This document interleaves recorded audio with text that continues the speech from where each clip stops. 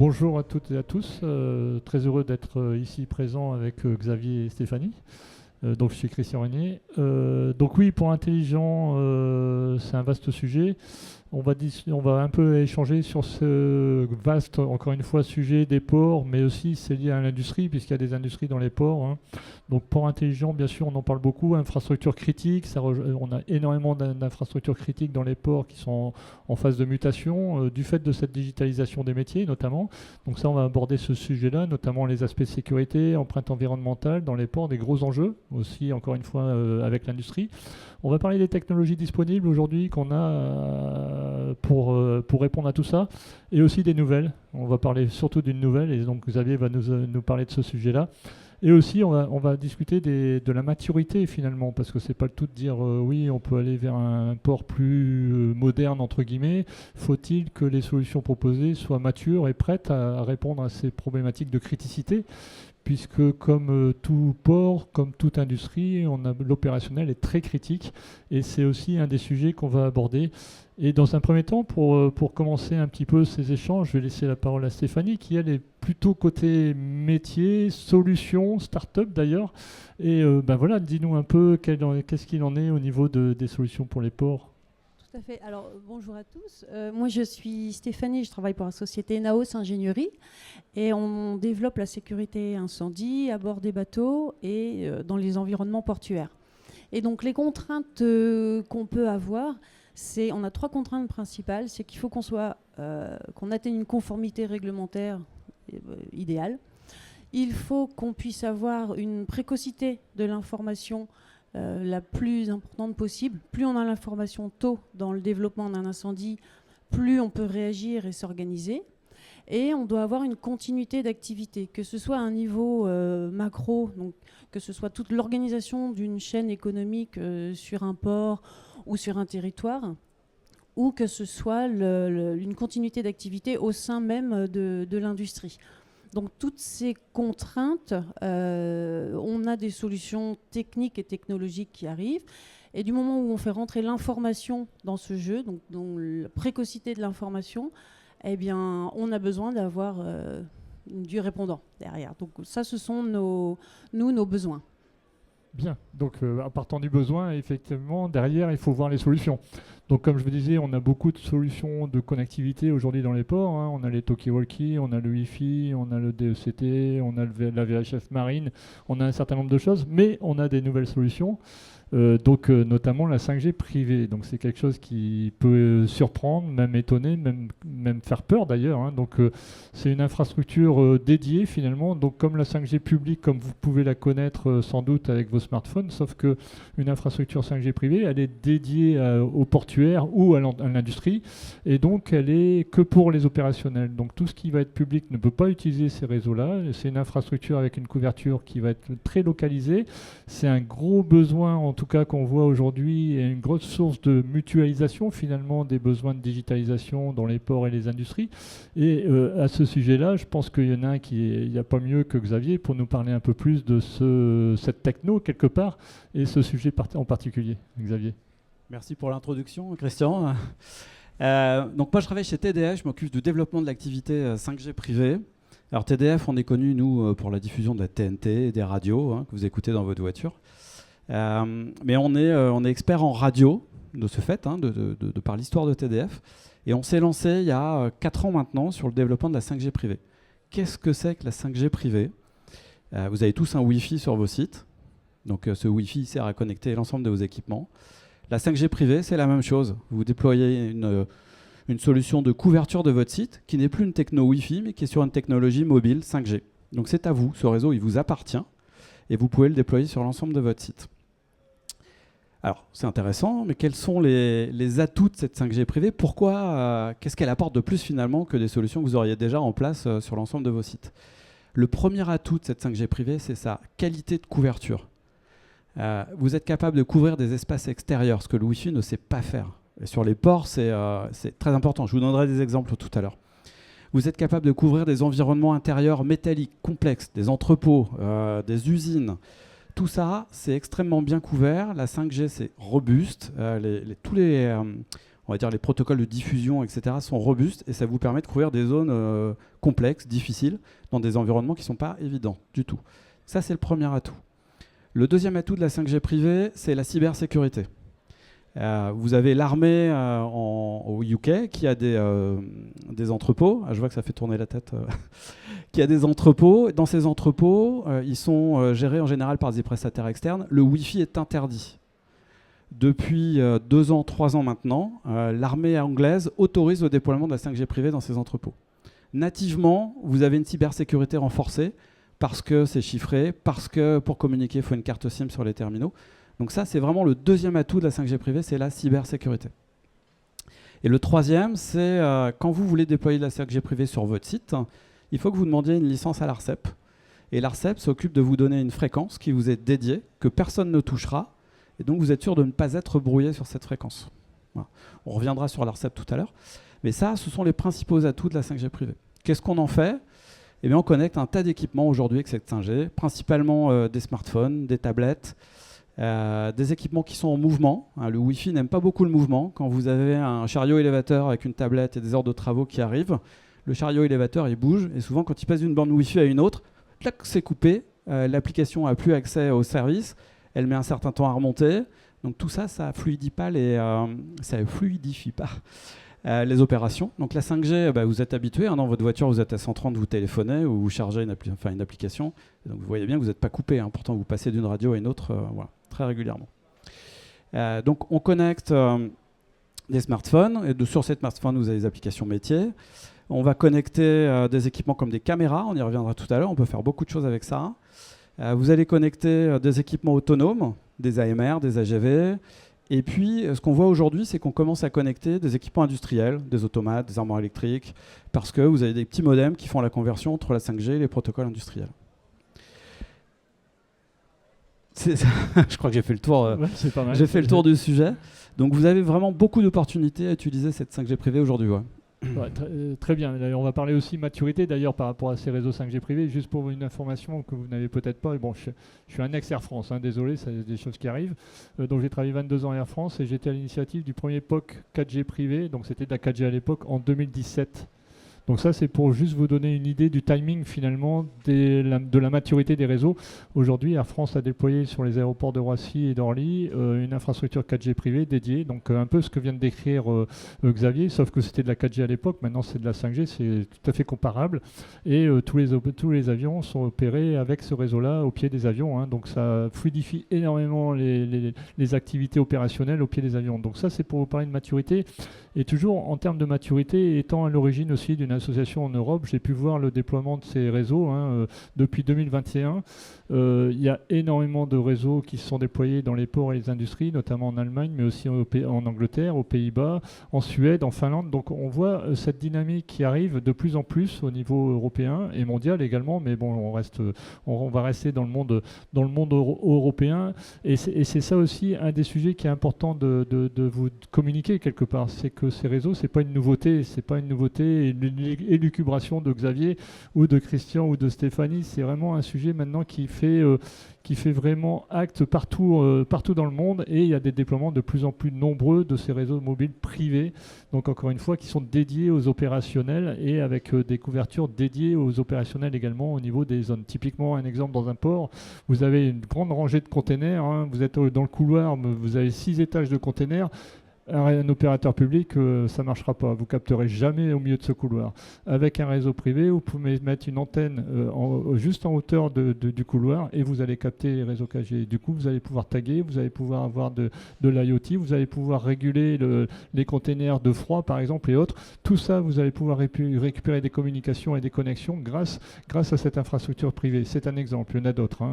Typiquement aussi, les quais, vous pouvez couvrir avec une antenne qui couvre tous les quais au niveau des navires, et vous pouvez avoir toutes les opérations autour de cette infrastructure 5G privée qui permet à la fois de gérer du scan bagage, du scan de immatriculation, toutes les opérations de déchargement, chargement.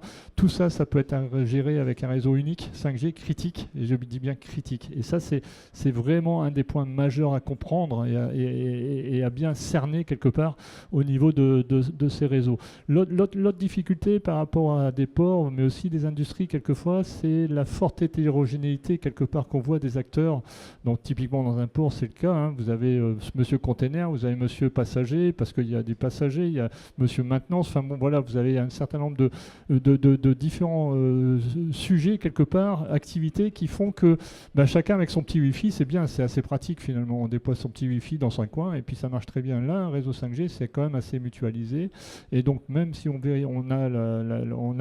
est compliant, j'allais dire, on est compatible sur la cybersécurité évidemment, on peut dédier les infrastructures au niveau de ce 5G, on peut partager une fréquence au niveau de l'antennaire et ça c'est un vrai sujet. Typiquement, une antenne 5G aujourd'hui qui va couvrir un quai, comme je vous disais, le manutentionnaire de container pourra échanger sur ce réseau au même titre que le manutentionnaire qui fait du passager ou qui fait autre chose au niveau de son activité et ça ne va pas être dédié au niveau du Wi-Fi à chacun, etc., etc. C'est vraiment ça qu'il faut voir au niveau de ces infrastructures, mais c'est en même temps un frein finalement parce que différents acteurs qui veulent disposer d'une bonne connectivité, il faut quelque part une sorte d'organisation générale, une sorte de transversalité des besoins pour pouvoir mettre en place cette infrastructure. Et ça c'est quelque part un petit frein qu'on voit, et notamment en France, et j'y reviendrai sur la France.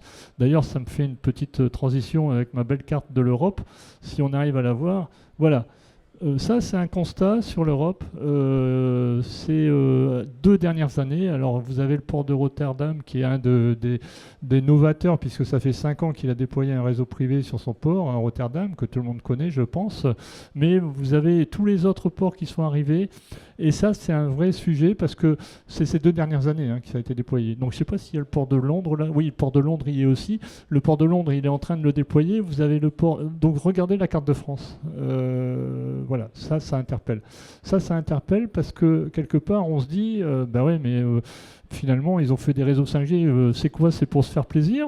C'est pour se faire plaisir? Non, ils ne l'ont pas fait pour se faire plaisir. S'ils l'ont fait, c'est qu'ils en ont besoin, évidemment. Donc, on voit également différents sujets par port. Le port de Hambourg, par exemple, a développé ça pour surveiller en temps réel, pour une surveillance en temps réel de drones, par exemple, télépilotés avec un réseau 5G. On a de la vidéo en temps réel grâce à ce réseau 5G privé et on peut intervenir en temps réel.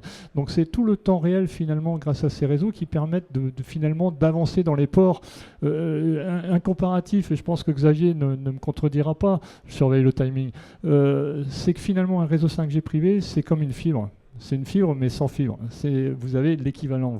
Vous fibrez une caméra pour avoir du temps réel, évidemment. Et bien là, sans fibre, avec un réseau 5G, c'est comme si vous avez de la fibre. Sauf qu'il n'y a pas de fibre. Donc effectivement, c'est là qu'on voit les gains, notamment sur les drones aussi. On a des drones marins aujourd'hui qu'on connecte en réseau 5G. Pourquoi? Vous allez me dire, un drone marin, il n'y a pas forcément besoin de réseau 5G. Ben oui, mais si on veut une vidéo temps réel de ce qui se passe sur un bassin, par exemple, avec couplage avec de l'IA pour interférer et dire, ah bah oui, ce matricule de navire ne correspond pas à ce qu'on a sur le port, il faut intervenir avec la capitainerie, et bien ça, avec de temps réel et la 5G, on peut le faire, et c'est du temps réel, ça ne va pas être 2 jours après. Un drone, un autre exemple, c'est un drone de bathymétrie. Vous avez de la bathymétrie dans les ports, vous savez, c'est les mesures de profondeur en sous-sol, enfin en fond de l'eau. Quand un porte-container, il génère un peu de remue et ça change la profondeur. Donc il faut faire attention aux autres porte-containers qui arrivent derrière pour être sûr qu'ils ne vont pas se planter sur du sable ou de la vase. Et bien aujourd'hui, grâce à la 5G, on peut faire du temps réel d'échange de bathymétrie et on peut intervenir très vite. Alors qu'aujourd'hui, qu'est-ce qui se passe en bathymétrie? Vous avez un navire qui fait des mesures, il rentre à quai, il donne son petit disque dur de ces mesures bathymétriques, parce qu'il y en a énormément évidemment, c'est avec GPS, etc. Donc c'est assez complexe, et les résultats de mesure sont faits pour le lendemain. Donc c'est que le lendemain qu'un porte-container peut venir à nouveau à quai pour être sûr qu'il y aura la profondeur qui va bien au niveau de son porte-container, parce qu'on aura fait venir la dragueuse après. Voilà, c'est un autre exemple. Mais des exemples comme ça, on en a à l'appel, et c'est le gros avantage finalement de ces réseaux qu'on voit pas encore forcément dans les ports en France, et c'est un vrai sujet sur lequel je vais revenir également, puisque on a initié un petit tour de France des ports, et j'en parlerai un peu plus tard par rapport à ça, pour être plus clair par rapport notamment sur la Bretagne d'ailleurs. Je reviendrai sur la Bretagne parce que ça reste un vrai sujet, on est à Brest, et ça, la Bretagne reste un vrai sujet. Donc si vous voulez, pour la partie maturité, voilà, la maturité elle est là, cette techno elle est là, elle existe, elle est bien, elle travaille, elle est bonne et elle répond à beaucoup de besoins. Et quand on parle de besoins, ça peut être de l'empreinte environnementale pour les ports qui restent des vrais objectifs, mais les industriels également. On est au CPEM, il y a beaucoup d'industries, les industriels ont les mêmes objectifs évidemment, donc l'empreinte environnementale environnementale, c'est des vrais sujets qui peuvent être amenés grâce à cette bonne connectivité mobile. Je dis bien mobile. Pareil, la sécurité, une caméra solaire connectée 5G, demain couplée à de l'IA, vous pouvez détecter une intrusion au niveau d'un grillage, par exemple, dans un port ou une industrie. Et ça peut être déployé en 5 minutes, puisque vous avez juste à mettre la caméra sur un mât, et puis un mât ou une porte ou que sais-je. Et en 5G, vous n'êtes pas obligé de casser la route pour aller mettre de la fibre, pour aller mettre jusqu'à la caméra. Évidemment, s'il y a de la fibre partout, il n'y a pas besoin de la remplacer, vous la gardez. Mais ça c'est des vrais sujets. Autre cas d'usage intéressant, et je passerai la main après, mais et en empreinte environnementale, c'est la gestion de l'éclairage portuaire ou de l'éclairage d'une industrie. Vous pouvez baisser automatiquement l'éclairage, mais grâce à cette 5G que vous avez connectée, vous pouvez détecter via IA présence d'un individu et réintensifier l'électricité, enfin la lumière évidemment, et donc faire des économies quand on baisse la lumière et quand on la réintensifie pour la sécurité. Ce sont tous des cas d'usage et aujourd'hui on en a plus de 40 identifiés, mais on n'imagine pas le nombre de cas d'usage qu'on a grâce, encore une fois, à cette connectivité mobile sans fil exceptionnel. Et par rapport à ça, je pense que c'est le moment de peut-être donner la main à Xavier, parce que quand je vous ai dit ça, vous vous dites, ah bah oui, ok, c'est une carte, mais bon, non, il y a des vrais Rex sur le sujet, et Xavier, dis-nous ce que vous avez pu déployer aujourd'hui, un peu en France ou ailleurs d'ailleurs, qui peuvent être un exemple, et vraiment opérationnel. Tu me confirmes, c'est pas du pilote, c'est de l'opérationnel. De l'opérationnel. Alors, en termes de déploiement, on a un client, un grand fabricant d'électricité, pour qui on couvre l'ensemble des centrales thermiques pour des usages assez simples. Initialement, c'était pour remplacer le DECT, qui était obsolète. Donc ce réseau privé 5G il servait à avoir des capacités voix. Mais effectivement, comme les personnels ont des smartphones maintenant pour passer leurs appels, il y a aussi des applications qui ont été mises en œuvre. Et vous pouvez, par exemple, dans les centrales thermiques maintenant, quand vous voyez une armoire technique, vous la flashez, il y a un flash code et vous avez le plan câblage qui apparaît tout de suite sur la tablette. Avant, il fallait qu'ils retournent au bureau, qu'ils ouvrent les plans, qu'ils reviennent, qu'ils regardent. Évidemment, il y avait un delta entre les deux. C'était compliqué, ça prenait du temps. Donc on démarre comme ça sur des usages assez simples. On a aussi un aéroport dans les territoires d'outre-mer. Lui, il avait comme projet de mettre des caméras de sécurité tout autour du tarmac. Donc la première solution à laquelle il a pensé, c'est du génie civil et le fait de tirer de la fibre pour amener sur chaque caméra de la fibre. Alors 1, c'était cher, 2, c'était long, 3, c'était compliqué parce qu'il ne fallait pas occuper le tarmac pendant que les avions arrivaient. Donc ce qui a été fait, c'est qu'on a déployé un réseau privé, pas 5G cette fois, mais 4G. Et donc là, toutes les caméras sont raccordées via ce réseau 4G sans avoir eu besoin de déployer de la fibre ou de faire des travaux de génie civil. Donc c'était beaucoup moins cher. Ensuite, les exemples qu'on a dans l'industrie, c'est assez simple finalement. Souvent, on a un client qui souhaite déployer son ERP, c'est-à-dire qu'il veut faire de la traçabilité. Ce client, il a aujourd'hui du Wi-Fi. Alors, il y a plein d'endroits dans son usine où il ne capte pas bien. Il a du stock à l'extérieur. Il n'arrive pas à aller scanner ce qu'il y a à l'extérieur. Il n'arrive pas à envoyer les ordres de travaux aux personnes qui sont dans les chariots élévateurs, qui vont chercher la marchandise. Il n'arrive pas à avoir cette couverture performante. Et donc, il ne sait pas déployer son ERP comme il le voudrait. Et souvent, on arrive à ce moment-là où le client cherche une solution pour pouvoir faire ça. Voilà, ce sont des exemples concrets. On a aussi des grandes surfaces comme un marais salant dans le sud de la France, il y a 100 km². Là, ce que souhaitait le client, c'était pouvoir avoir des communications. Même chose, envoyer des ordres de travaux, connecter des caméras, déployer de la protection du travailleur isolé. C'était une zone blanche, donc il faut pouvoir laisser les gens se promener tout seuls dans 100 km² tout en étant secourus. Donc ce sont les premiers grands exemples qui viennent en tête. Les ports, ça démarre, on a des échanges, notamment avec un port dans le sud, un acteur du déchargement de conteneurs.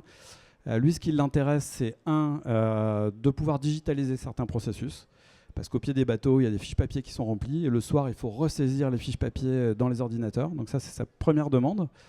Il a aussi besoin de pouvoir ajouter des caméras dans certains points du port et il n'a pas besoin de tirer de fibre s'il le fait avec de la 5G. Il veut aussi avoir de l'analyse d'images pour savoir si les gens portent leurs équipements de protection individuels. Il veut pouvoir aussi essayer d'analyser les déplacements de ses équipements et donc regarder s'il n'y a pas des collisions possibles. Il veut pouvoir communiquer avec ses cavaliers. Sur le port du Havre, on a un client qui a connecté ses cavaliers d'ailleurs, pour envoyer les ordres de travaux et suivre les activités. Donc voilà les exemples qu'on peut avoir aujourd'hui. La 5G privée, finalement, c'est juste une couche de connectivité qui sait faire tout ce que vous faisiez avant avec plusieurs réseaux, hein, de la voix, de la data, de la cybersécurité. Le ROI, il vient de ce que vous en faites. Le ROI, c'est parce que vous allez réussir à déployer votre ERP, c'est parce que vous allez réussir à déployer un MES dans votre industrie, dans votre usine. C'est ça, c'est là le ROI de la techno. Ouais. Ben, merci Xavier. Donc, bon, on parle aussi de gains finalement, gains métiers. Donc là, Stéphanie, au niveau des gains, qu'est-ce que tu vois comme gains grâce à tes produits finalement que tu arrives à connecter sur des réseaux 5G privés?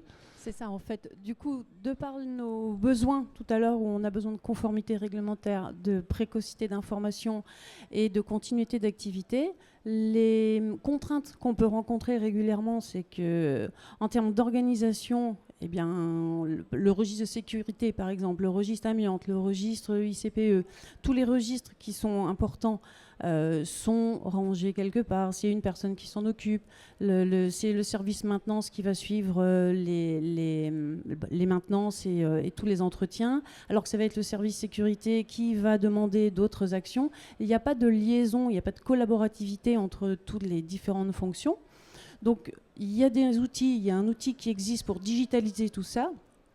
Et nous, notre intérêt à ce niveau-là, c'est de pouvoir avoir une communication via l'application mobile pour que les personnes du terrain qui repèrent les anomalies, les points critiques, qui peuvent aller faire des levées d'observation, puissent en temps réel apporter l'information sur un tronc commun de données qui est centralisé. Ça va être pour la conformité réglementaire. Pour l'organisation en elle-même, une fois que l'incendie a démarré, nous, ce qu'on a besoin, c'est que les équipes qui interviennent, que les équipes de première intervention soient prévenues le plus tôt possible. Donc, ça passe à nouveau par les téléphones. Maintenant, le report d'information, c'est sur SMS, sur appel. Donc, on a besoin que ces appels soient fiables. Il faut que ça arrive et c'est pas une question, l'incendie n'attendra pas. Donc on a à nouveau besoin d'une communication qui soit sécurisée, fiable. Et puis pour tout ce qui peut être continuité d'activité, eh bien, il y a des technologies maintenant qui se développent dans la maintenance prédictive. Et quand on va surveiller en temps réel des points critiques, des sources de risque, des tableaux électriques, on a besoin, pareil, d'avoir ce retour d'information. Plus on est fiable, plus on est fluide, plus on est sécurisé, plus nous, les équipements qui existent déjà, peuvent être utilisés à bon escient.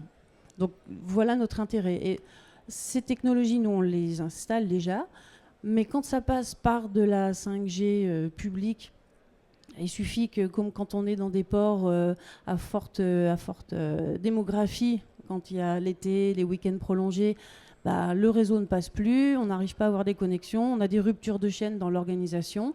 Et c'est là où nous, on a rallié Christian, notamment Invenio, et cette technologie pour pouvoir s'intégrer dans cette boucle et cette chaîne qui, pour nous, est essentielle. Merci Stéphanie. Donc effectivement, ce qu'on peut se poser comme question finalement par rapport à tout ce qui vient de se dire, pourquoi on n'y va pas tout de suite, quoi, quelque part. C'est un peu ma question. Désolé, je me pose moi-même la question.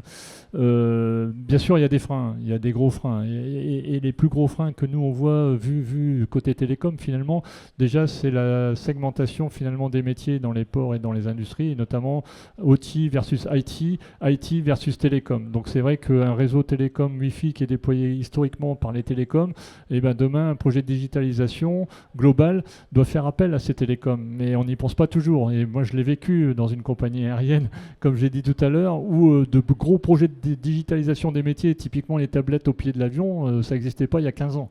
Mais ça a été déployé, et ça a été déployé avec la techno qu'on connaissait à l'époque, c'est-à-dire le Wi-Fi, qui posait des soucis, des retards avions à cause des bagages qu'on n'arrivait pas à scanner parce que le Wi-Fi ne marchait pas à un moment. C'est des choses qu'ils connaissent de tous les jours, qu'ils connaissaient tous les jours depuis 10 ans, quelque part. Mais c'est ça le gros frein qu'on a pu voir et qu'on voit toujours aujourd'hui, c'est cette complémentarité finalement de mise à disposition d'un réseau au service des métiers pour leurs opérations de tous les jours. Et c'est le gros frein qu'on voit en France, un peu moins à l'international, je ne sais pas pourquoi, mais en tout cas c'est le gros frein qu'on voit en France, et c'est ce qu'on essaye finalement de combler du mieux qu'on puisse. Typiquement pour toi Xavier par exemple, qu'est-ce qui a fait que vous avez réussi finalement à passer de cette phase pilote entre guillemets, ce qu'on voit souvent aussi, phase pilote ou POC au déploiement. Vous avez réussi comment finalement? Est-ce qu'il y a une règle, entre guillemets, ou une méthode, ou je ne sais pas? Alors, on a mis beaucoup de pression, ça marche pas. Non, ce qu'il faut regarder, c'est que ça a évolué. C'est-à-dire quand on a commencé il y a 3 ans, les prix, cette solution, elle était faite pour des grands groupes. C'était pas ouvert aux autres. Il y avait 2 acteurs principalement qui faisaient des cœurs de réseau pour gérer la 5G. C'était Ericsson et Nokia, et ils reprenaient les mêmes cœurs que ceux qui vendaient à Orange ou à SFR ou Webwig. Donc voilà, c'était pas accessible, on va dire. Donc ça a été craqué. Maintenant, vous avez des cœurs de réseau, des petits cœurs de réseau. Enfin, ce qui gère le réseau, c'est un petit logiciel sur un serveur, qui sont devenus très accessibles. Donc ça vous permet de déployer de la 5G quand vous êtes une ETI, une PME, pour des besoins. Voilà. Donc ça a été craqué. Ce qui a été craqué aussi, je vous ai parlé de l'ARCEP tout à l'heure. Vous demandez une fréquence sur votre usine ou sur votre empreinte portuaire. Cette fréquence, elle sera protégée, elle vous sera dédiée. Ça, il y a 3 ans, c'était cher aussi, et ça a été craqué à nouveau. C'est-à-dire que vous avez des prix qui sont accessibles. Pour une usine, ça va être quelque chose, ça commence à 700 € par an, donc voilà, c'est pas très cher. Et vous avez une nouvelle fréquence qui a été mise à disposition par l'ARCEP en début d'année. Donc ça, c'est ouvert. Maintenant, pour faire avancer les projets chez les clients, souvent on rentre par un cas d'usage. Je vous ai parlé de l'ERP tout à l'heure. Il faut ça couvre partout. Il faut remplacer le DECT. Enfin, on a un cas. Et quand on arrive chez le client, on y va avec ce cas-là. On ouvre le sujet et on lui montre tout ce qu'il peut faire avec.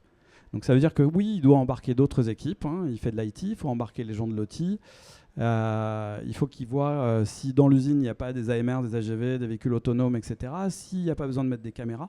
Et c'est vraiment quand on commence à embarquer les autres équipes ou les autres services que le projet se conclut. Parce que le client a une vue un peu plus générale, il peut se projeter dans le futur et l'investissement, il est moins difficile à négocier en interne. Ouais.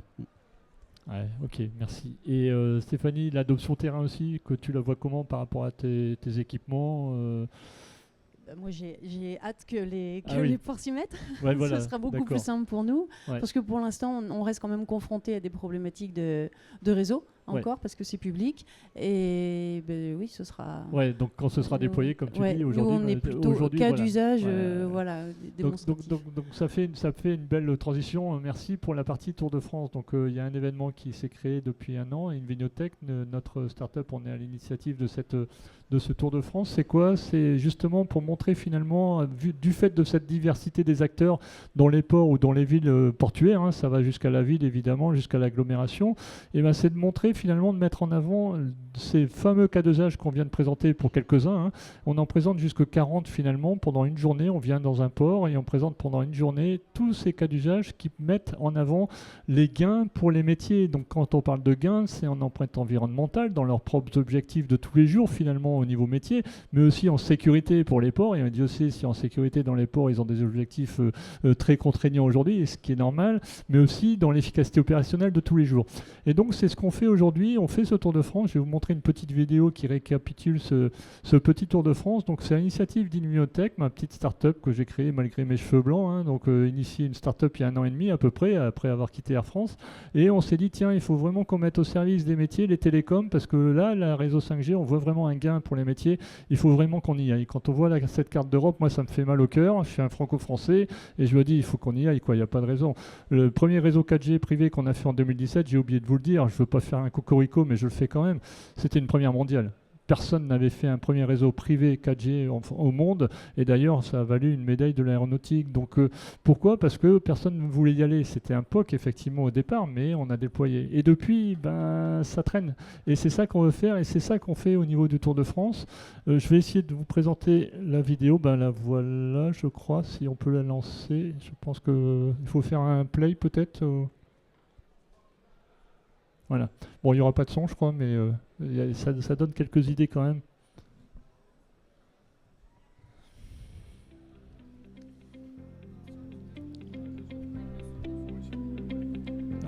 Ouais.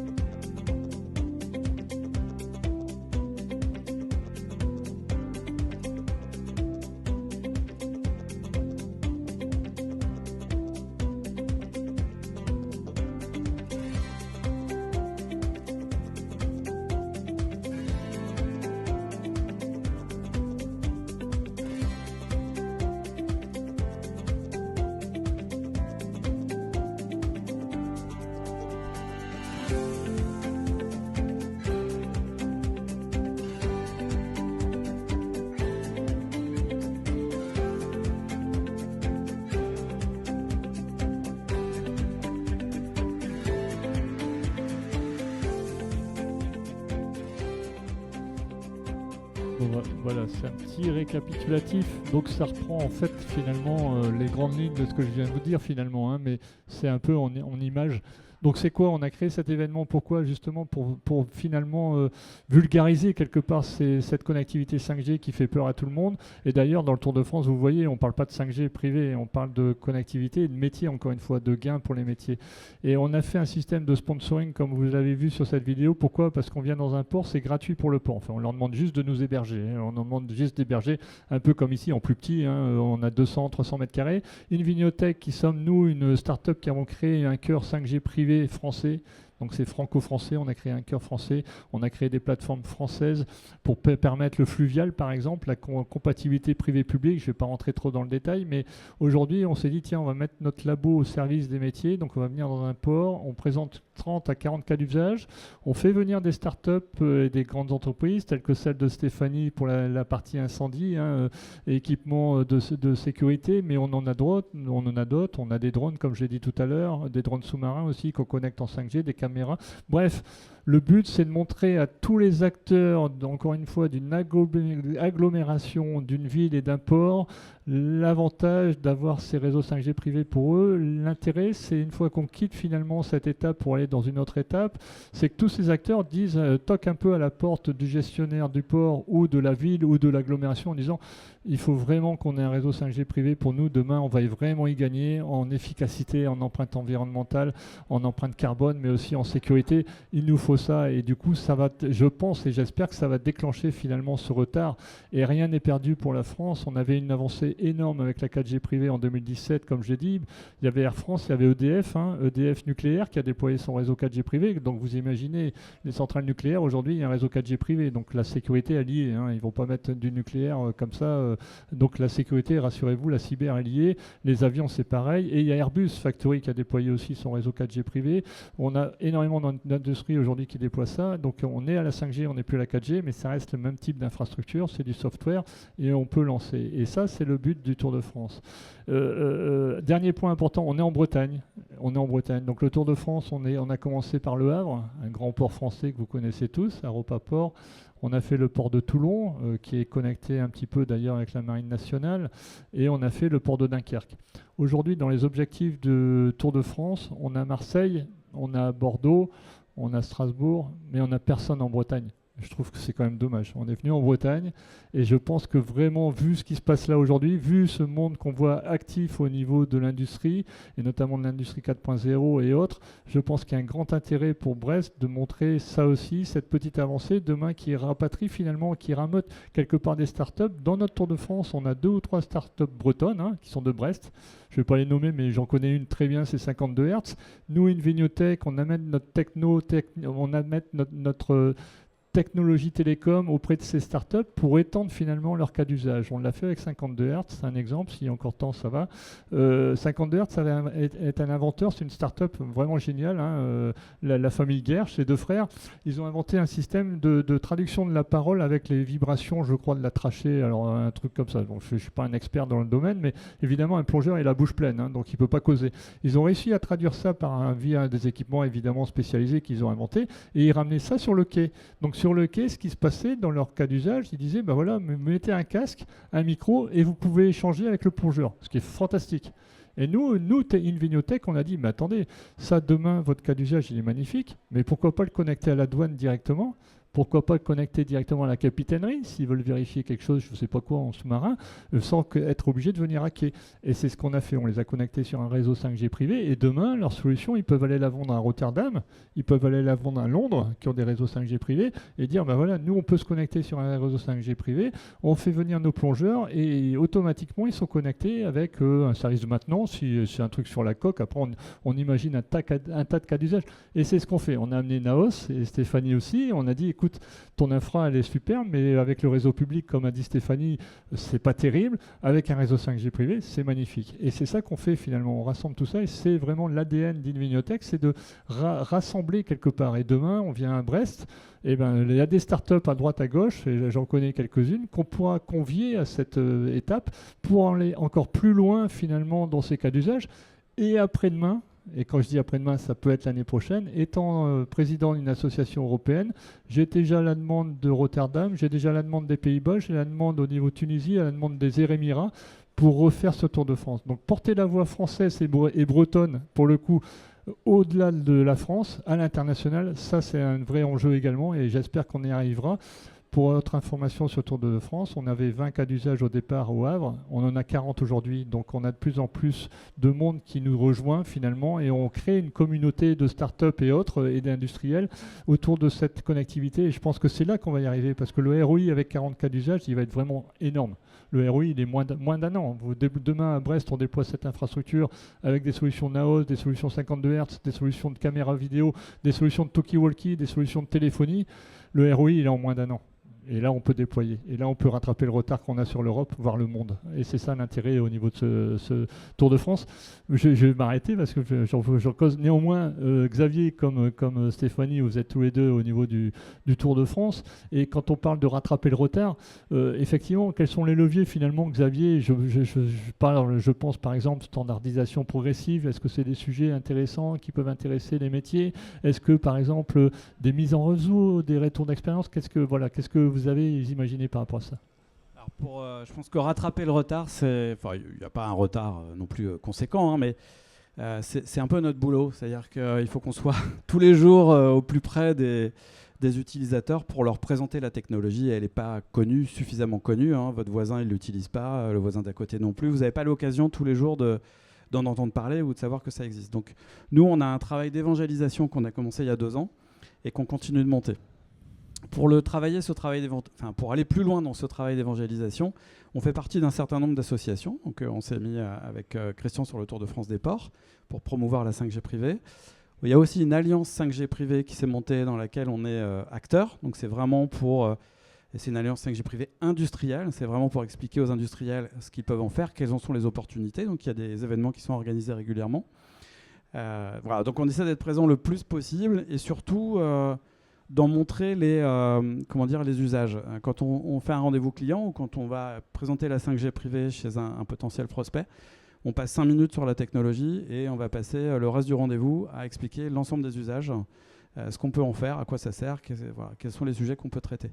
Mais encore une fois, ce retard ou ce démarrage peut-être un peu plus lent que certains pays voisins, on peut le combler par le travail qu'on doit faire nous côté intégrateur. On n'est pas les seuls, hein, TDF, à faire de l'intégration de 5G privé. Donc on peut s'appuyer sur d'autres intégrateurs pour faire ça. Ouais. Merci Xavier. J'ai oublié de nommer Excelcar, je vois que Didier est là. Donc on embarque aussi des labos aujourd'hui. Donc il y a beaucoup d'innovations dans la 5G qu'on embarque sur ce Tour de France des ports. Et c'est ça encore une fois l'intérêt, c'est ce lien entre l'industrie 4.0 et le portuaire qui est énorme puisqu'on a encore une fois des nombres d'acteurs et d'utilisateurs qui sont monstrueux et on a un gain énorme par rapport à ça. Et encore une fois, comme tu le dis, l'avancée, c'est les 40 cas d'usage, comme je le disais. Le port de Rotterdam, ils ont un cas d'usage. Hein. Ils ont mis les tracteurs de containers autonomes. Donc vous allez là-bas, mais c'est que 1,5 km du port. Il y a tout le reste à faire. Et donc le ROI, nous, si on utilise tout ce qu'on montre avec notre labo, hein, puisque Invenio met à dispo son labo dans le port de Brest, demain, si on vient, il y aura un labo 5G. Hein, et on mettra toutes ces démos seront faites en live. Hein. Le robot chien de site Céveso, par exemple, c'est un autre cas d'usage intéressant. Vous avez un robot chien qui vient et qui peut aller dans ces sites un peu compliqués et dangereux pour l'être humain. Et c'est le robot qui remplace et on est connecté en 5G avec une vidéo, caméra vidéo et réaction en temps réel. Donc c'est tout ça qu'on amène et c'est tout ça, j'espère qu'on amènera un jour à Brest, en Bretagne, au cœur de la Bretagne. Je vais m'arrêter là. Si vous avez des questions, n'hésitez surtout pas. À vous la parole.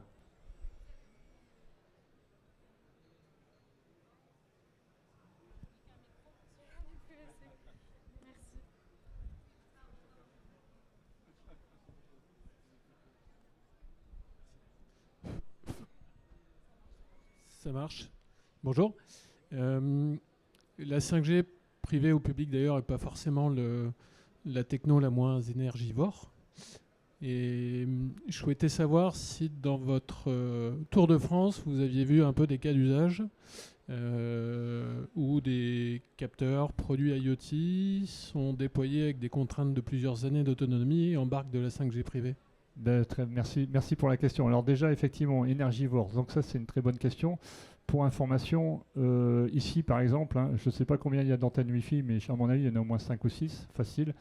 Vous couvrez ça avec 2 antennes 5G qui consomment 2 fois moins que les 2 Wi-Fi. Donc là, pour le coup, l'empreinte, elle est énorme. C'est un gain énorme par rapport à ça. Pour revenir sur l'IoT, donc ce qu'on montre aussi dans le Tour de France, c'est la compatibilité avec tout l'existant.